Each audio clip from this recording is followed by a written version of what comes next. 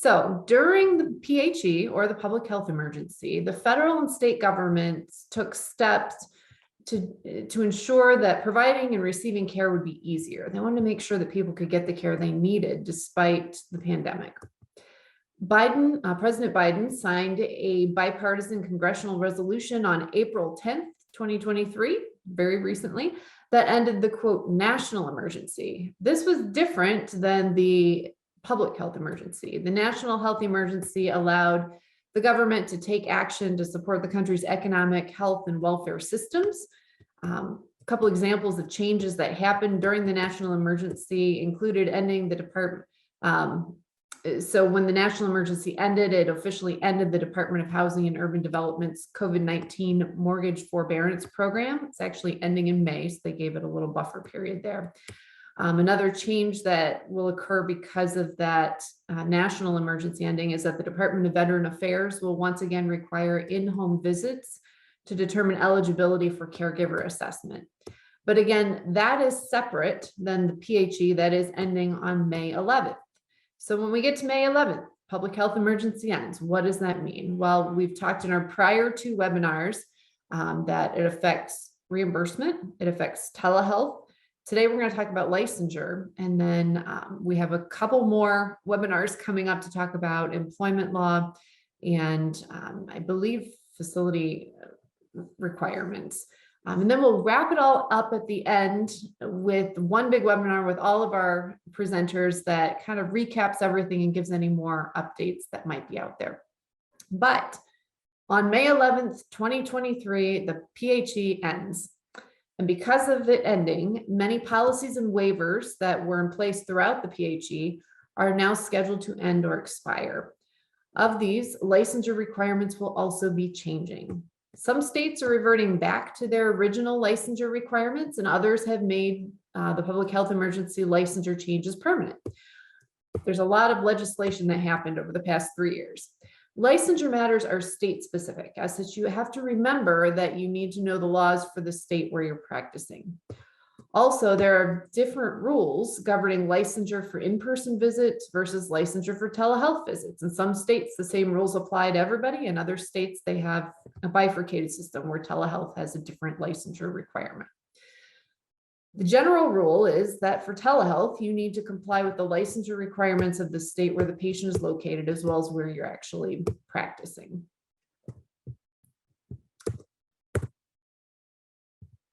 We talk about 1135 waivers when we talk about Medicare and the public health emergency.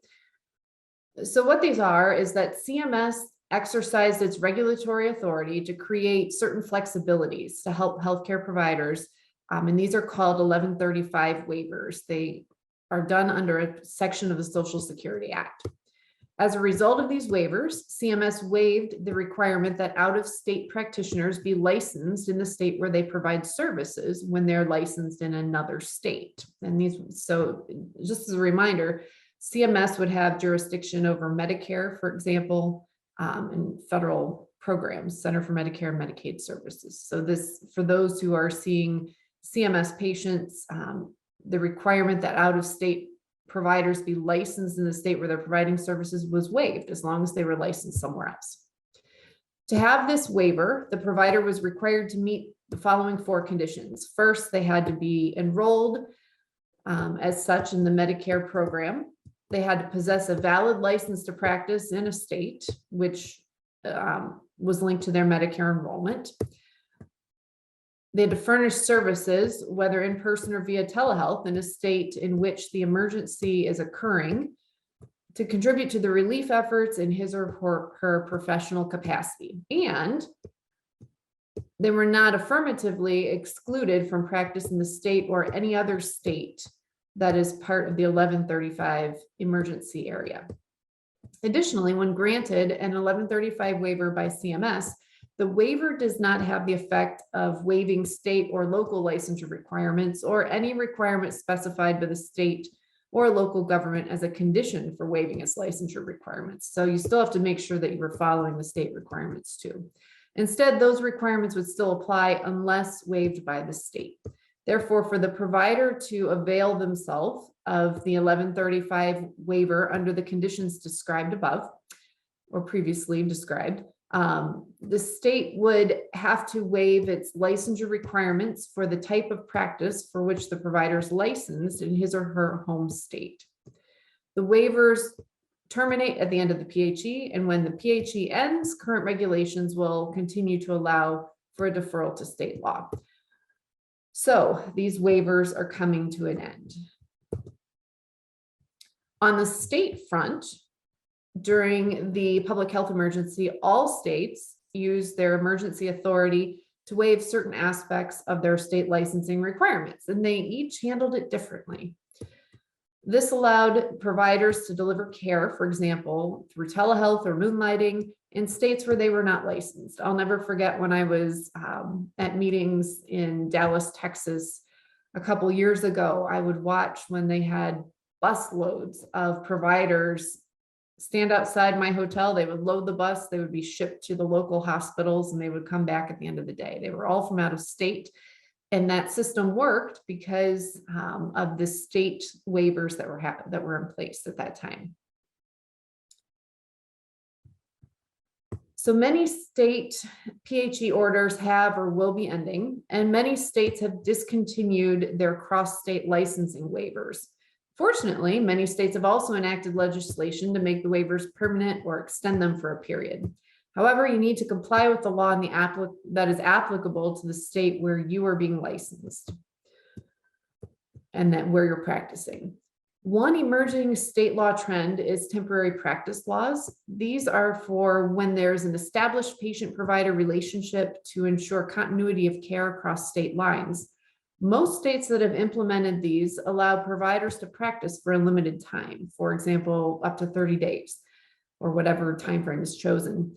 In another state, if the patient is temporarily in another state. So this would be very helpful for patients who are traveling, but they're only there temporarily and they're coming back. Of course, a full license from a state grants the professional the ability to practice legally in that state. However, as noted before, it can be quite burdensome to be fully licensed in multiple states, and there can be a time delay while applying. Thus, states are increasing steps to coordinate the licensing process to allow providers who practice in one state to provide telehealth in others. Some states allow providers from other states to provide telehealth services in their state if they have a common border. Some states are adding exceptions to preserve the continuity of care. And for example, a state may allow a provider to continue to provide care for a patient in another state via telehealth if there's a pre-existing patient-provider relationship and the provider has performed an in-person patient exam within the previous 12 months. Lastly, numerous states are passing legislation to permanently allow out-of-state providers to practice telehealth in their states if they follow the state's requirements. On the same note, some are allowing telehealth practice in their state by out-of-state providers if the providers are already licensed in another state. Finally, other states require out-of-state telehealth license recipients to pass an exam. So it really depends on your state. And I think that's the theme for today, that unfortunately, there's not a one-size-fits-all. There are some things that the states have done to make licensure easier when practicing across state lines, but you still have to make sure that you are complying with each state that applies to your practice. Another thing that has happened is that many states have adopted multi-state licensing compacts. Just as a quick overview, licensing compacts are one way that states can maintain their regulatory oversight of the care provider and provide a fast pathway to interstate practice. The compact requires that states agree upon a uniform standard of care and enact state laws to support the standard of care. Here in Ohio, there were a slew of multi-state licensing compacts that were adopted throughout the pandemic. And hopefully that will help make practice easier, which will in turn impact the access to care for patients.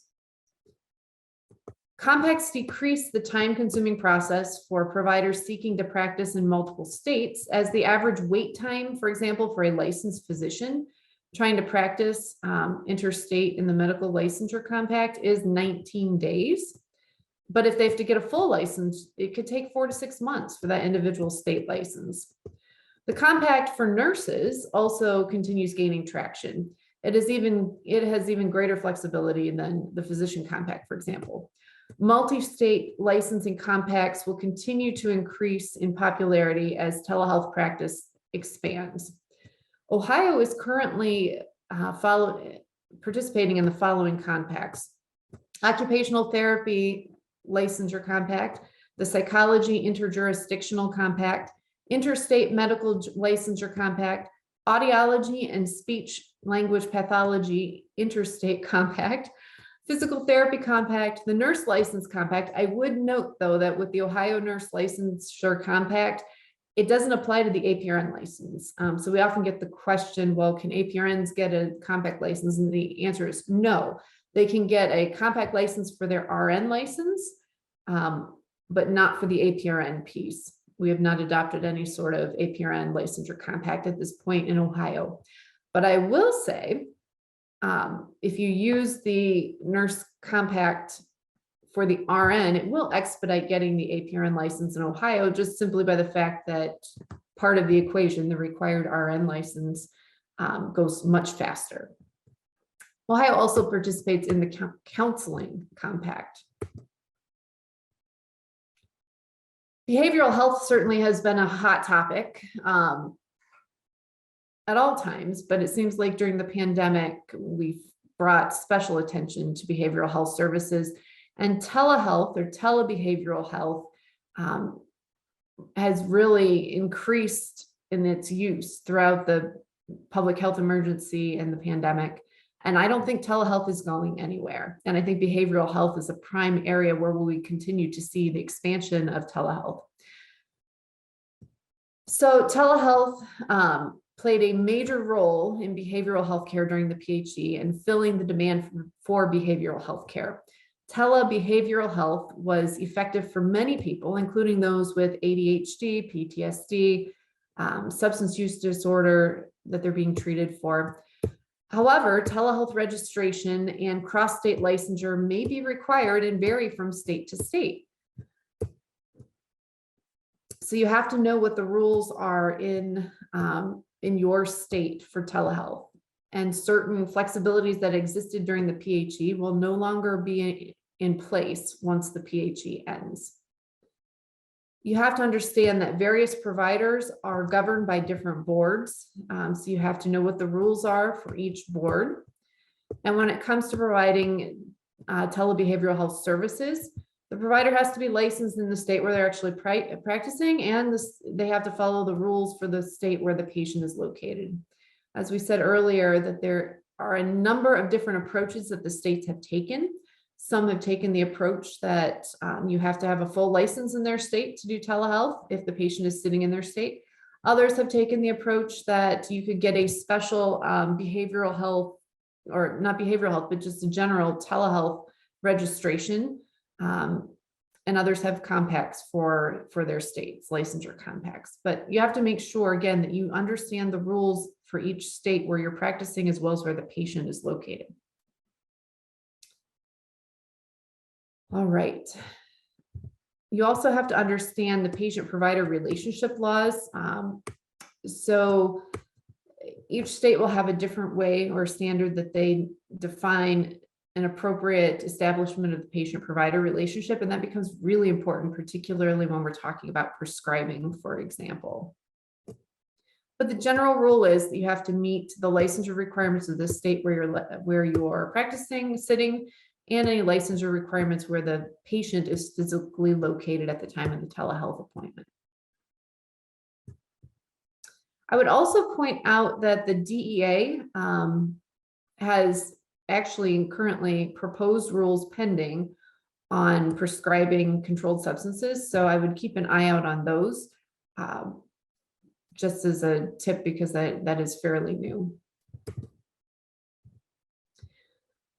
So quick overview of licensure during the PHE. Under the National Public Readiness and Emergency Preparedness Act of 2005, also called the PrEP Act, the Secretary of Health and Human Services, or HHS, can issue declarations in response to a public health emergency. The declarations provide immunity from liability to individuals and organizations involved in preventing or treating the medical conditions associated with the PHE. In 2020, HHS issued an amendment to the declaration under the PrEP Act, which allowed for broader use of telehealth during the PHE. Furthermore, the PrEP Act declaration provided certain federal exemptions for providers to deliver care using telehealth across state lines without obtaining additional state license. Then in 2021, HHS approved more amendments to the declaration. These amendments expanded the types of healthcare providers who could prescribe, administer, or dispense healthcare services related to COVID-19. They also allowed providers to deliver COVID-19 related care using telehealth to patients in another state if they followed the state's law where the provider was licensed. Importantly, the PrEP Act declarations allowed federal exemptions to state licensure, but those are only in effect until the end of the public health emergency.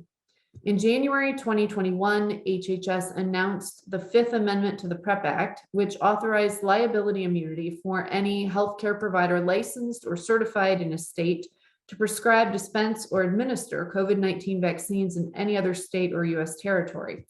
This amendment authorized liability immunity for physicians, registered nurses, or practical nurses whose license or certification had expired within the past 5 years and allowed them to participate in the immunization effort after completing a CDC vaccine training and an on-site observation period by a currently practicing healthcare professional.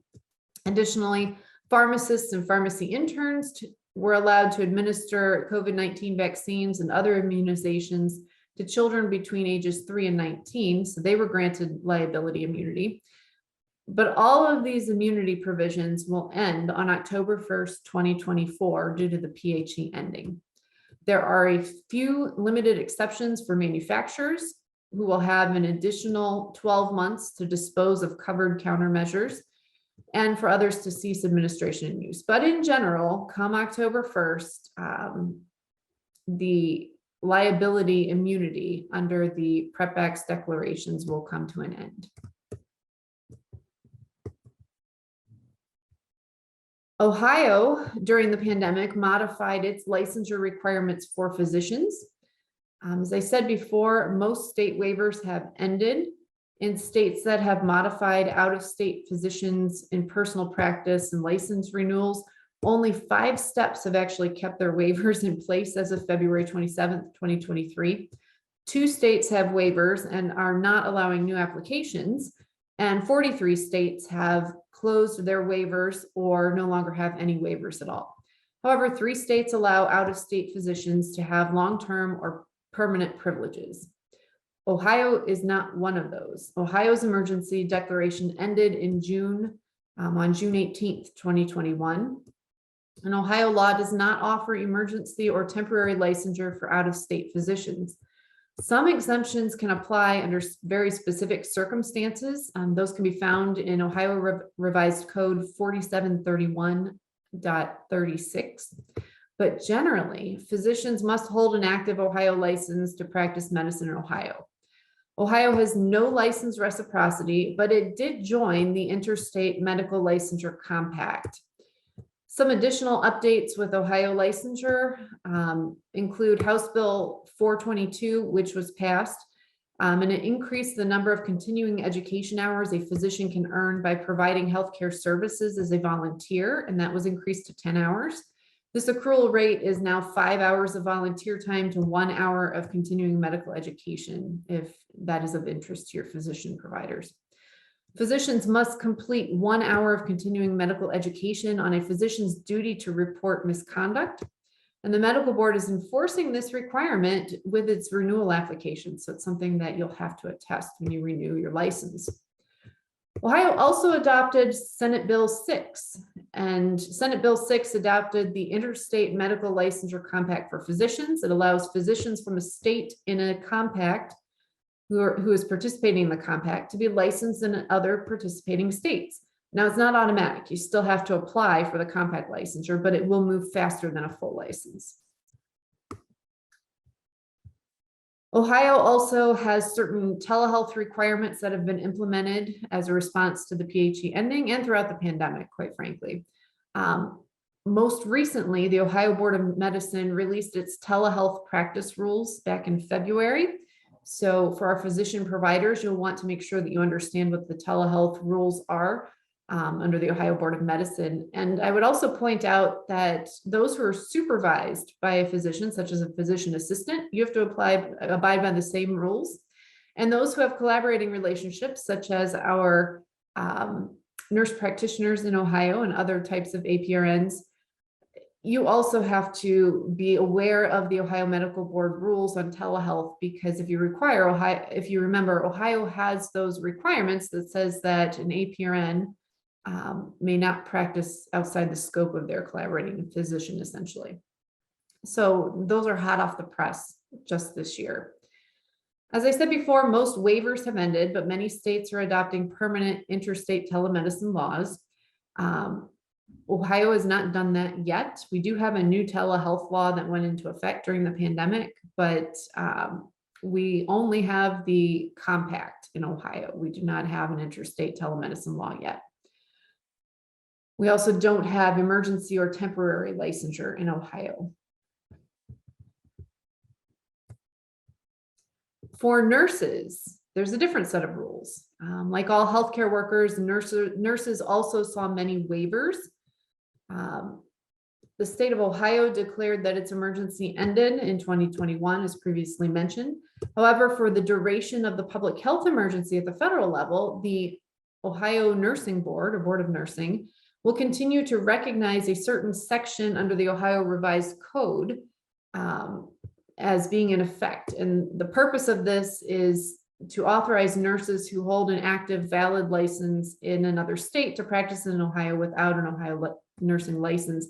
But again, the public health emergency is ending May 11th. So this is coming to a close very quickly.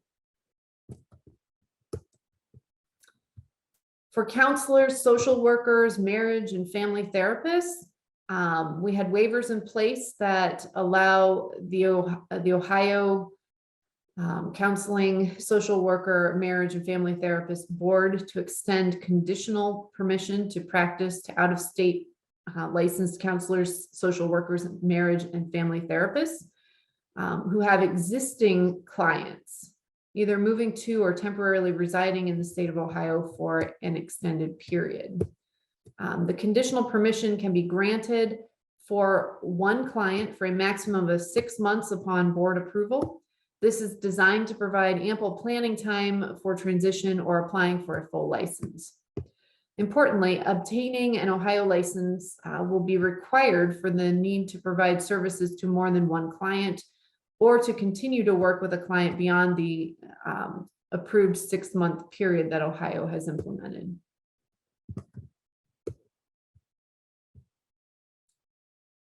There are certain professionals who have no waivers or exceptions for licensure. For example, if a physical therapy patient is in Ohio, the physical therapist or physical therapy assistant who is providing the physical therapy services via telehealth must hold a valid license under Ohio law. There was no waiver or exception for that. Additionally, the optometry board is required to license a provider of telehealth services who practices in the state of Ohio. A provider of telehealth services who resides out of state and provides services for Ohio residents must hold an Ohio license. There were also a slew of supervision waivers that the Centers for Medicare and Medicaid Services, CMS, implemented for the public health emergency, and those are coming to an end in 2023 when the PHE ends. Now, some of them are ending immediately on March 11th. Others are ending at a future date here in 2023. Of particular note, CMS rejected the idea of temporarily allowing direct virtual supervision, where the supervising professional could be remote and use real-time interactive audio video technology to supervise. CMS is not keeping this as a permanent feature. Thus, it is scheduled to end at, it will end at the end of the year that the PHE ends. So it will expire on December 31st, 2023. Additionally, at the federal level, CMS waived the requirement under federal law that a CRNA is required to be under supervision of a physician under certain circumstances. The CRNA supervision is now under the hospital and state law's discretion. I would note that Ohio never waived its state supervision requirements as a condition of CRNA practice in the state of Ohio. Some states did, but in Ohio we did not. However, regardless of what state you are in, this waiver, unless you're in what we call an opt-out state, in general, the 1135 waiver is going to end with the PHE. CMS also waived requirements under another section of federal law that required hospitals to designate the personnel qualified to perform specific respiratory care procedures and the amount of supervision required for the personnel to carry out specific procedures of these waivers as consistent with states' plans. If you recall, respiratory therapy was a vital part of treating COVID patients and continues to be a vital part for those who actually end up in the hospital.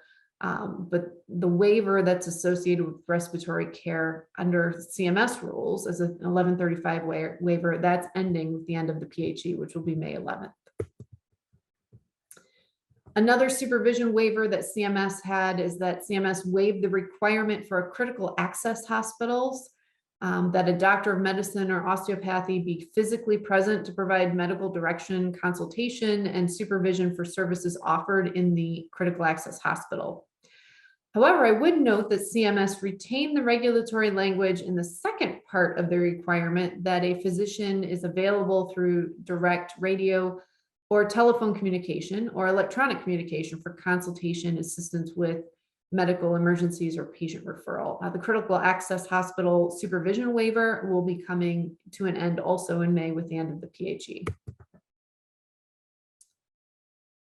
There's another CMS supervision waiver where CMS modified the requirement that physicians must provide medical direction for the clinic or center's healthcare activities and consultation for and medical supervision of healthcare staff, only to medical supervision of nurse practitioners and only to the extent permitted by state law.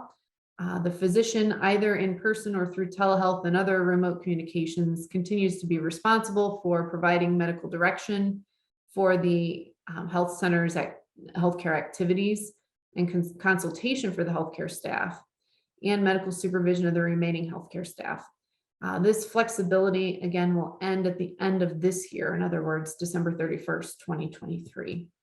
So some of these are flexibilities, some of these were actual complete changes of the rules, but they're coming to an end. There was a requirement that CMS had waived. This requirement was that a nurse conduct an on-site visit every 2 weeks to evaluate if aides are providing care consistent with the care plan.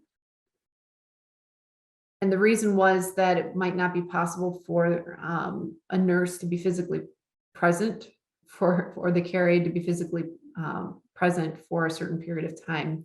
The waiver also suspended the 2-week aide supervision by a registered nurse for home health agencies, but virtual supervision was encouraged during the waiver period. Again, this is another waiver that will be coming to an end on May 11th with the end of the PHE. And then finally, CMS waived the requirements which required a nurse to conduct an on-site supervisory visit every 2 weeks. It includes waiving the requirements for a nurse or other professional to conduct an on-site visit every 2 weeks to evaluate if nursing aides are providing care consistent with the care plan, as it may not be physically possible during the public health emergency. Again, this flexibility will also be coming to an end. So with that, that's all we have for today. If there are any questions, we'll be happy to take questions. And if I don't know the answer, I'll be happy to find out and get you the answer. after the presentation. So let me see if we have any questions today. Doesn't look like we have any questions. So I think with that, thank you so much to those of you who attended. We appreciate you being here, and hopefully you'll join us for our next webinar next week. I believe Amanda Wesch will be presenting, and she's fantastic. So I'm sure you'll enjoy hearing from her. If you have any questions, please don't ever hesitate to reach out. Thanks so much for attending.